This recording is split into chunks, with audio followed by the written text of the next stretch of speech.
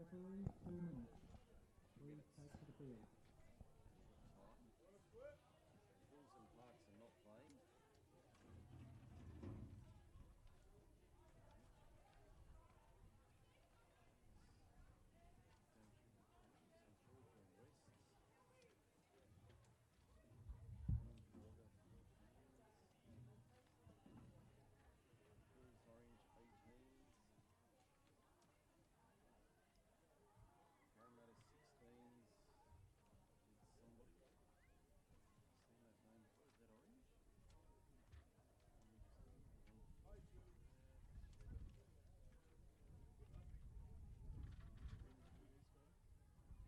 the same as yours, so I don't have anything.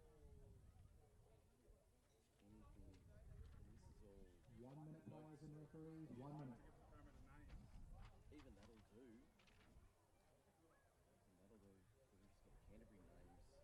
That's why I was trying to find something.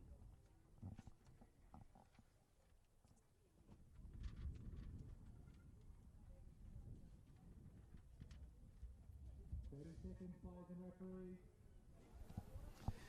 Under 18 boys action continuing this afternoon. Not the game we were led to believe. It's Parramatta and Canterbury in the under 18s division this afternoon. So we have Parramatta team list. Apologies to those supporting Canterbury. Mike Sheen and Jason Stanton with you for this one. This is round 8 of 9, so the second last match for the boys. We do have a Parramatta team list, but that's all we have, unfortunately. So yeah, this is the clash of the heavyweights here. This is going to be a really strong matchup. Really strong game, this one. It's Jesse Sabat in the 20. Now they go out wide. Oscar Gray in the 59 got a lovely ball away, and Parramatta's in for an early score. Yeah, that was quite clever from Parramatta. The previous play, you might have noticed Luke Maroon sweeping around the back, which got Canterbury to think the same thing was coming again. But then when he ran it again, he swept around the back, but then returned the ball the opposite way. Long ball to the winger, and they caught Canterbury off guard. Good start for Parramatta, 1-0. So Parramatta's one up over Canterbury. They've switched this game. I know this was a scheduled match at 3 p.m. Somehow we don't have the correct paperwork, but the second last match is a nice touch by Maroon on the Canterbury player. Told to come back to the line, Parramatta. Canterbury on the attack, trying to muster something here. A little flick ball out the back, and the turnover comes on the 7. Parramatta looking to create something here. Nice run to the box. Wanted a penalty there, Parramatta, but didn't get it. Prince Guian coming off the field. That's a great run there from Dane Grosvenor. Takes it up the middle, Guian, Grosvenor. Kept it alive nicely, but a turnover there from Parramatta at the wrong moment. Getting blown away up here in our commentary position.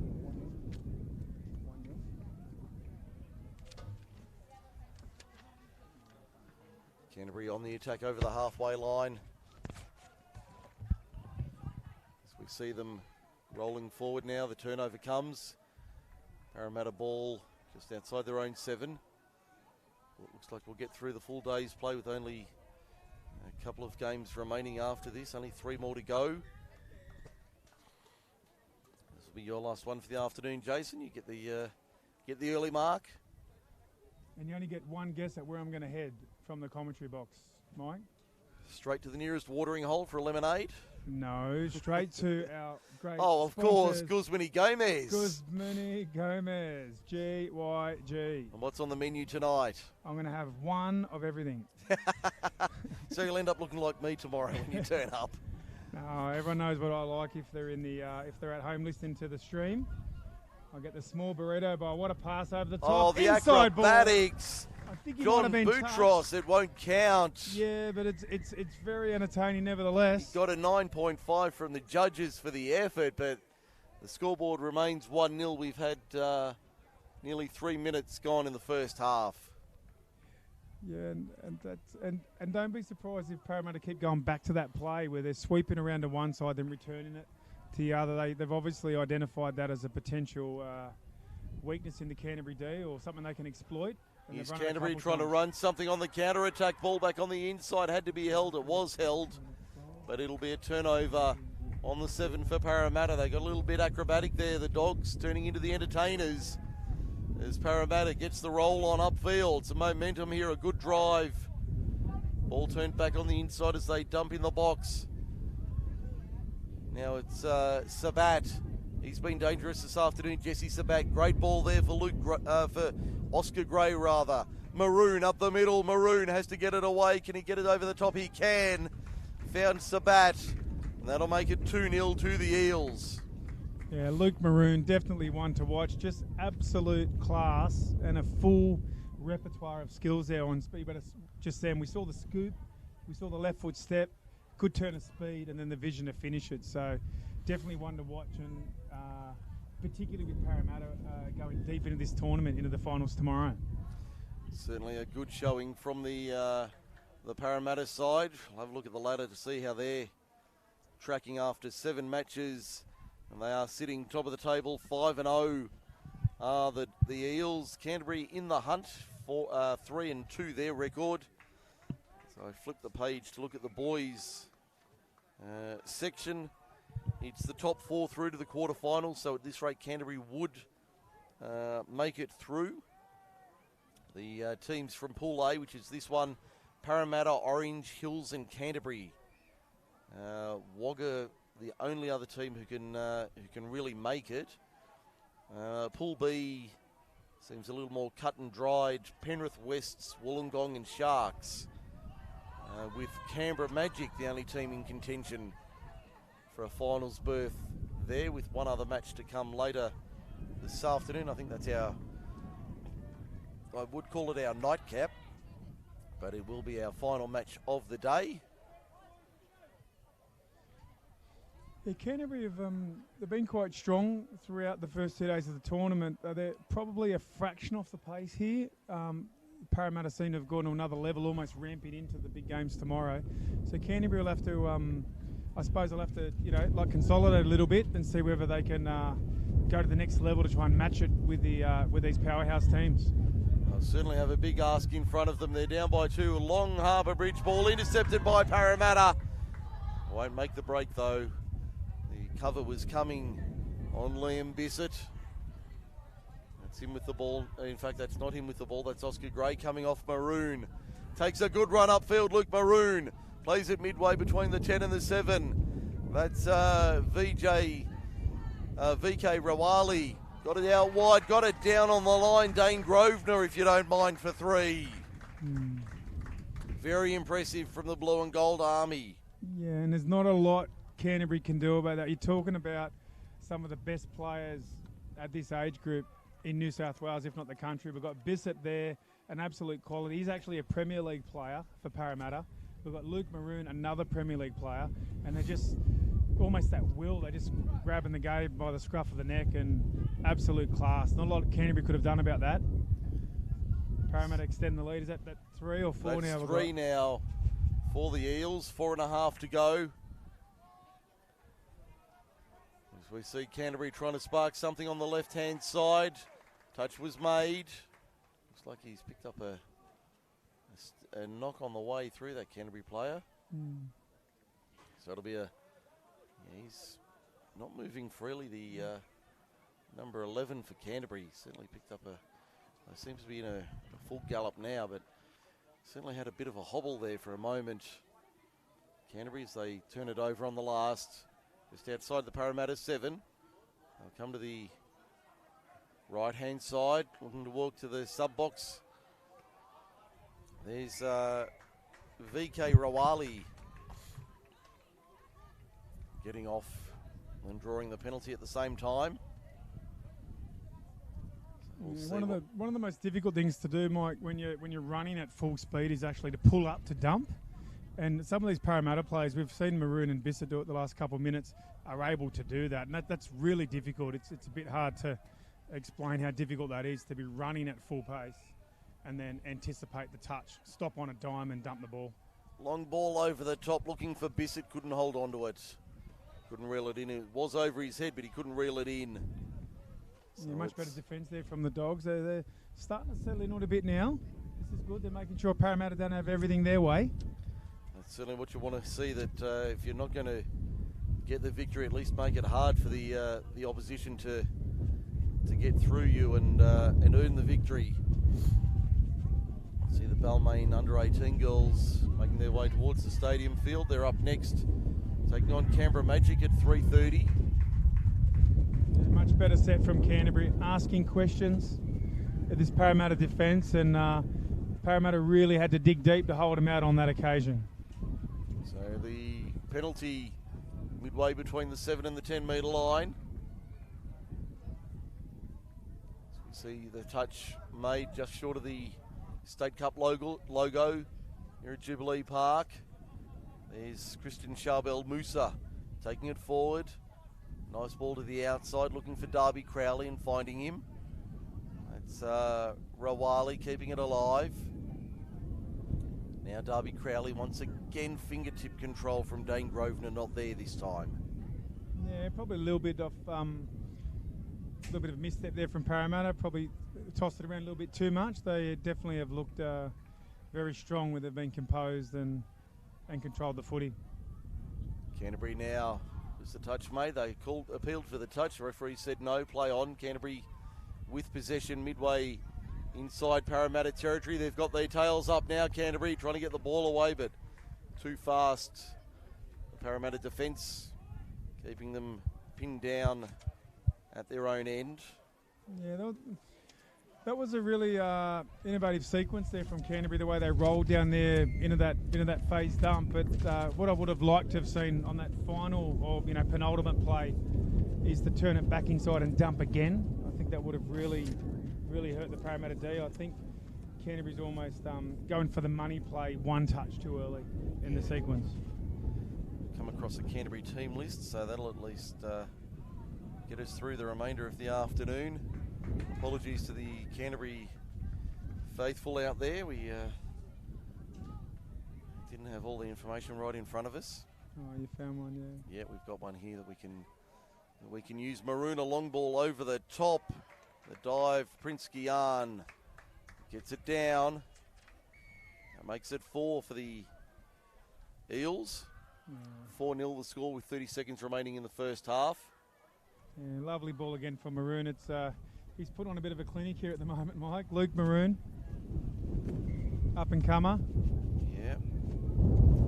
So we see Canterbury on the attack. Number 7, Snake Glendenning.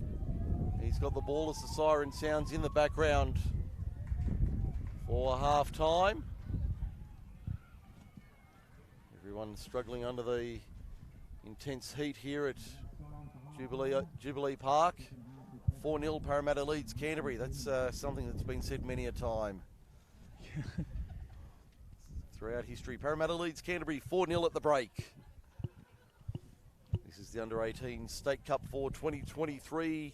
3 more games to come. Up next, Balmain and Canberra Magic in the under-18 girls. And thank you for the reminder. We should mention our official sponsors for the 2023 Junior State Cup. ISC, the official apparel partner of New South Wales Touch. Budgie Smuggler, I saw their van. I can see their van from here. Cannot miss the Budgie Smuggler van when it's in town. Hyperactive Merchandising. And Jason's favourite sponsor of all, Guzmani Gomez. I like. Actually, I'm not sure. I know we've been doing shout outs to the sponsors. GYG actually gave every player a voucher. Yes, they got a little pack of, including a gift voucher as part of their kit for coming out this weekend. So would it be wrong for me to be jealous? Like I played touch for a very long 30 time. odd years. Where's my GYG voucher, Mike? Yes, yes. And it's only for the players. Just pointing it out. Yeah, well, really good sponsors. Great to have Budgie Smuggler here. Yep. Hyperactive Merchandising, as always, providing really good event gear. It's really good to I've found over the years it's great to grab maybe a T-shirt Yes. or a hoodie or something to remember the Yes. event by, and that's where Hyperactive merchandising, okay. hyperactive merchandise are doing well. But And of course, ISC, the official apparel partner of New South Wales Touch. Just looking to see if Canterbury or Parramatta are wearing ISC. I don't think they are. ISC very, very strong in that space, and I know, like over the years, when you play these sorts of events, you're in the gear, 3 days, multiple games, having good quality playing gear.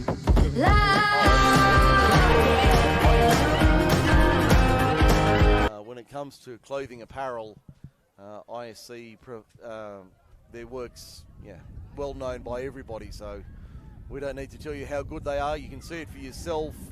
Canterbury gets in for a score there. That's That a try, was, Glendinning, I think. Glendinning, yes. No, they're going to say no try. Yeah, Glendinning. No, they are. No, it is a try. Yeah, we didn't have our team list to sort of wrap up some of the Canterbury players, but Glendinning had a great first half. I think it was Phillips there as well, doing the dump. He had a strong first half as well, so definitely we were seeing some great performances from Canterbury, but I only just got the team list now, so I couldn't give a shout out to the players unfortunately. But great first half by Phillips and Glendinning. Up in our commentary position, losing some of our paperwork. I think it's coming around the back way for you, Jason, as we see Parramatta on the attack. Long ball out wide to the left, to the right-hand side, and that was Liam Bissett getting in for the score for Parramatta, making it 5-1. Yeah, quick hit back there from Parramatta, and you give Bissett that sort of space. That's just like shelling peas for him. He'll be planting them down all day. Yeah, that is milk money, that is, for him. So Canterbury trails 5-1 early in the second half.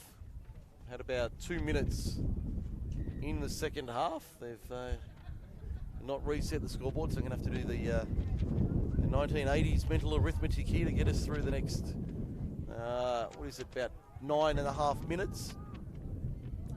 So Canterbury on the attack here, just outside the 7. Hurley in the 2, got it away.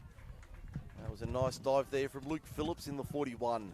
Yeah, that's Phillips and Hurley, and I think the refs are just going to have a quick chat to make sure they get that right, because the Parramatta player's calling the touch, but whether or not he was actually onside is what they've just got to double check. But you could well find this as a try. Yeah, it's going to be a try to Phillips here for Canterbury. So that's 2. A couple of Dogs fans in the grandstand here at Jubilee Park. Yeah, I think you mentioned was it Phillips and Hurley again, and this is exactly what the Canterbury coach there, Braddock, would be looking for coming into tomorrow. Parramatta's come out, showed a bit of class, but then Canterbury steadied, had a chat at half time. They've come out and grabbed 2 tries. As we see Parramatta on the attack once again. Here's Takshi, that's Daniel Takshi in the number 3 shirt. He'll go to the right-hand side. Lovely work there from Daniel Takshi. Can he beat his man? No. Great work there from Jacob Clower.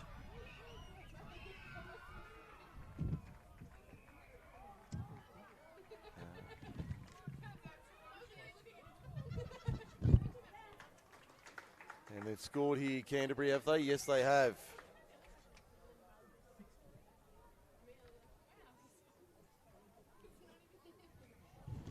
Try to Parramatta there, just getting ourselves all. Parramatta, they I think Parramatta are a little bit in cruise mode. They sort of got a bit of the handle on the game and almost backed off a little bit. But they need to make sure they don't relax too much, because Canterbury 2 quick fire tries, and Parramatta don't want to lose momentum coming into the finals. So, yes. So 6-2 the scoreline here. 3 games to get us through the remainder of day 2. Balmain and Canberra Magic up next in the under-18 girls. Nice dive there, but not rewarded. And then following that, Parks and Wagga in the 18 girls. And to bring it home, St George and Wests in the 18 boys.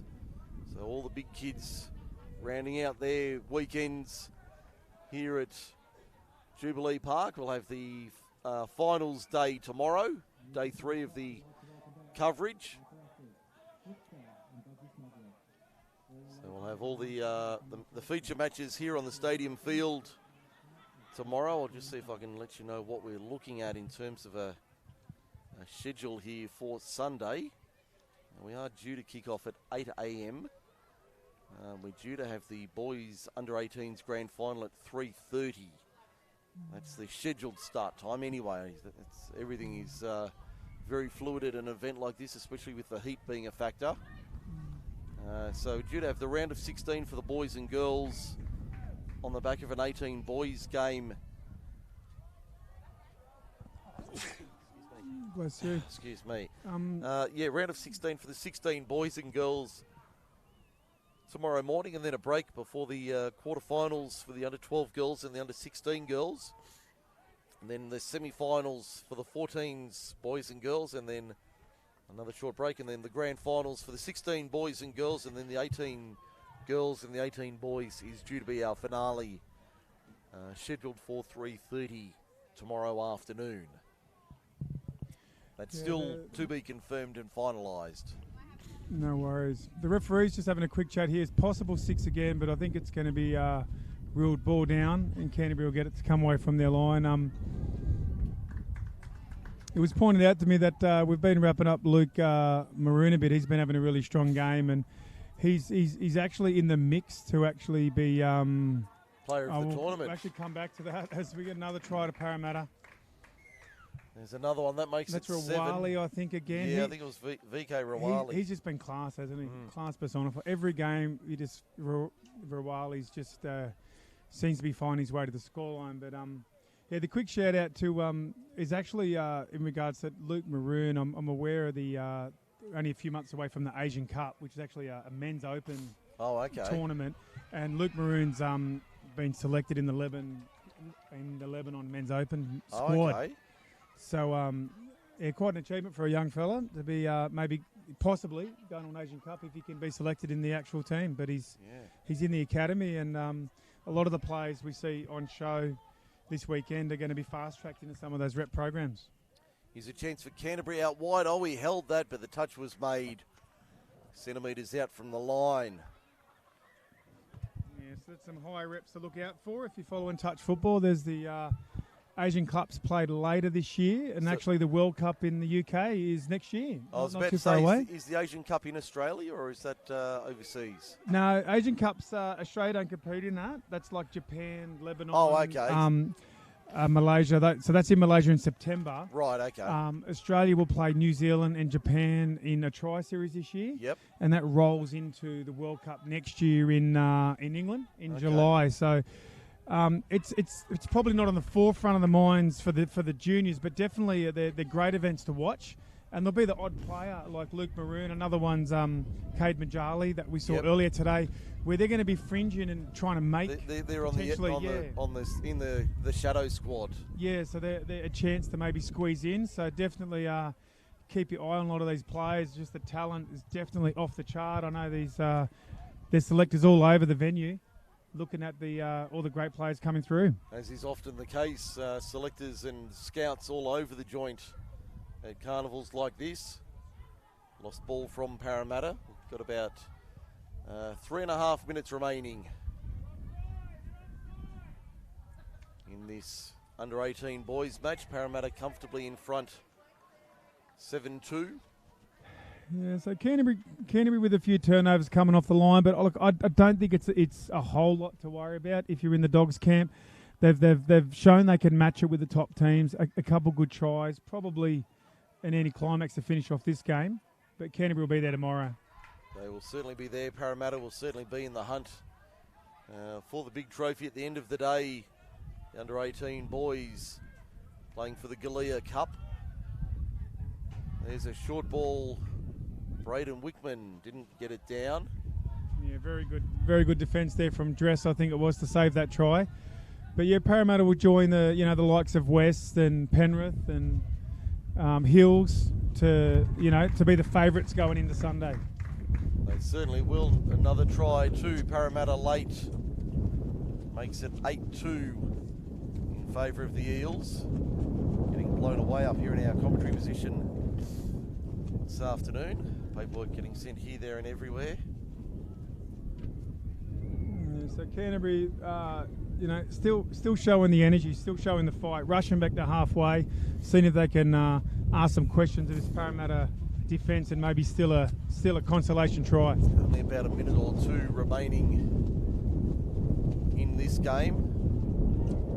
Certainly well beyond doubt. Touch was made on Luke Phillips there.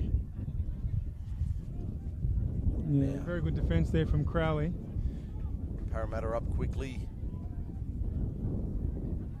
forcing the turnover. Certainly been very clinical this afternoon, Parramatta.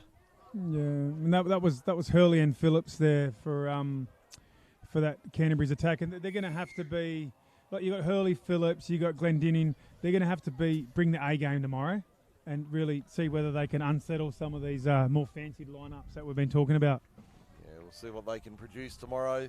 That's Prince Gian with the ball in the 25. Now it's Oscar Gray giving it off, finds Sabat. There's Maroon. Oh, beautiful work from Luke Maroon. Sold it beautifully and went through the line. Yeah, just too sharp. Just too sharp, Maroon. He's definitely one of these next generation players who has the ability to, be a ball player, to be a runner, as we saw, good on his feet. Definitely one to watch to see whether he can keep progressing. Maybe add a bit of smarts and experience to his game and really see how high he can climb. Just a little bit of an afters off the ball there between, I think it was 25 for Canterbury, I think it might was. have been Mansell. Yeah, the 25 for Canterbury and Luke Maroon. They've got one right on the siren, and that is full time in this under-18 boys match.